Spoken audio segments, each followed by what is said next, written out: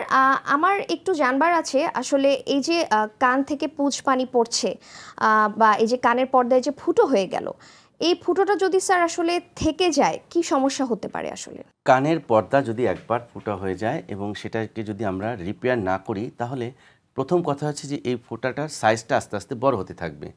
শুরুতে হয়তো বা ছোট্ট একটি ছিদ্র ছিল, সেই ছিদ্রটা আস্তে আস্তে বড় হয়ে যাবে।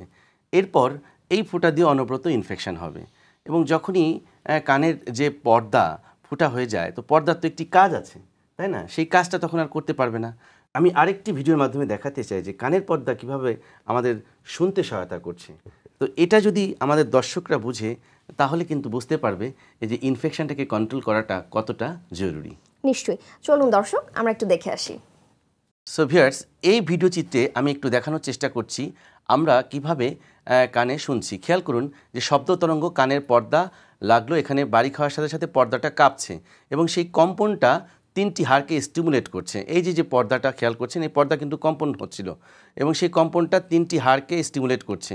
হাড় তিনটির নাম হচ্ছে ম্যালিয়াস, ইনকাস এবং স্টেপিস এবং সেই হাড়ের যে মুভমেন্টের মাধ্যমে অন্তঃকণের মধ্যে যে হেয়ার সেলগুলো আছে, সেই সেলগুলো স্টিমুলেট হচ্ছে এবং সেলগুলো থেকে আলটিমেটলি একটি অ্যাকশন পটেনশিয়াল তৈরি হচ্ছে এবং সেই অ্যাকশন পটেনশিয়াল থেকে আলটিমেটলি একটা নিউরো ট্রান্সমিটার রিলিজ হচ্ছে, যেটি আমাদের অডিটরি নার্ভ দিয়ে যখন আমাদের ব্রেনের মধ্যে যাচ্ছে, এই যে নার্ভটা সে ব্রেনের মধ্যে যখন যাচ্ছে, তখনই কিন্তু আমরা শুনতে পাচ্ছি।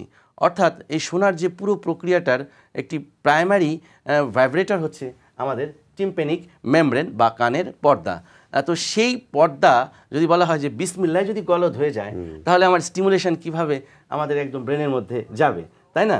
তাহলে যার কানের পর্দা ইনফেকশন পরবর্তী ছিদ্র হয়ে গেছে, তার তো তখন ভাইব্রেশনটা হচ্ছে না, আর ভাইব্রেশন যখন হবে না, কম্পনটা আমাদের ব্রেনে যাবে না, আর না গেলে আমরা শুনতে পাবো না।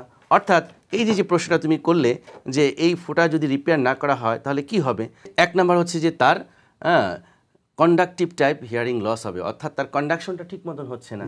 কানের পর্দা যদি ছিদ্র থাকে, তার শ্রবণ ক্ষমতাটা কমে যাবে, এটি একটি প্রথম কথা।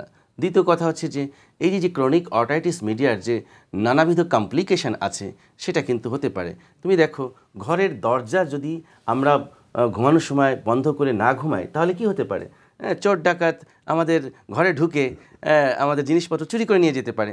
তাহলে এই যে একটি পর্দা অনেকটা তো দরজার মতোই, সেটা যদি লিক হয়ে যায়, তো জীবাণুটা যে কোনোভাবে সেই ছিদ্র দিয়ে মধ্যকোণ হয়ে অন্তঃকোণেও চলে যেতে পারে, আর তখন কিন্তু সেন্সরি নিউরাল হিয়ারিং লস হবে।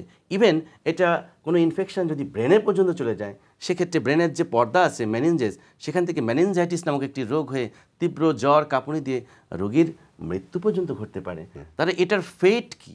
দেখো, ফেট কিন্তু খুবই ভয়াবহ। অতএব এই রোগের চিকিৎসা করাটাও কিন্তু অত্যন্ত জরুরি।